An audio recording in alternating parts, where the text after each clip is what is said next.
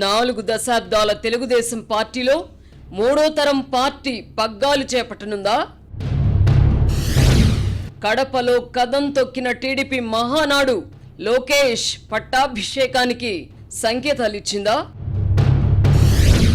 చంద్రబాబు స్థానంలో లోకేష్ తెలుగుదేశం జాతీయ అధ్యక్ష పదవిని చేపట్టనున్నారా? ఆచితూచి నిర్ణయాలు తీసుకునే చంద్రబాబు లోకేష్ ప్రమోషన్ కు గ్రీన్ సిగ్నల్ ఎప్పుడిస్తారు? లోకేష్ తెలుగుదేశం పార్టీ సర్వసేనానిగా మారితే చంద్రబాబుకు మిగిలే పాత్ర ఏమిటి? ప్రధాని మోదీ కితాబిచ్చినట్టు నిజంగానే నారా లోకేష్ నాయకుడిగా పరిణితి చెందారా? తెలుగుదేశంలో మూడవ తరం నాయకుడిగా నారా లోకేష్ ముందున్న సవాళ్లేమిటి? జగన్మోహన్ రెడ్డి కుట్రలను తట్టుకొని 2029లో పార్టీని తిరిగి అధికారంలోకి తీసుకురాగలరా?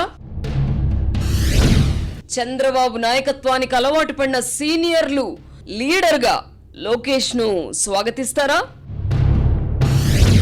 కడప గడపలో పసుపు శంఖం పూరించిన టీడీపీ మహానాడు క్యాడర్కిచ్చిన సందేశం ఏమిటి? పార్టీకి ప్రభుత్వానికి ప్రమాదంగా మారిన కోవర్టులను చంద్రబాబు ఏం చేయనున్నారు?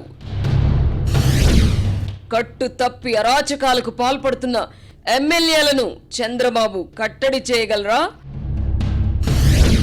జగన్మోహన్ రెడ్డిపై జనంలో కోపం చల్లారలేదని కడప సాక్షిగా మహానాడు ఎలా నిరూపించింది?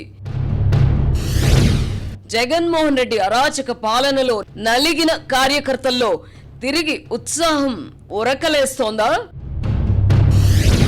చంద్రబాబుపై వ్యక్తమైన తెలుగు తమ్ముళ్ల ఆగ్రహావేశాలు తాటాకు మంటలుగా తేలిపోయాయా? వర్తమాన రాజకీయ పరిణామాలపై ఆర్కే మార్క్ సునిశిత విశ్లేషణ.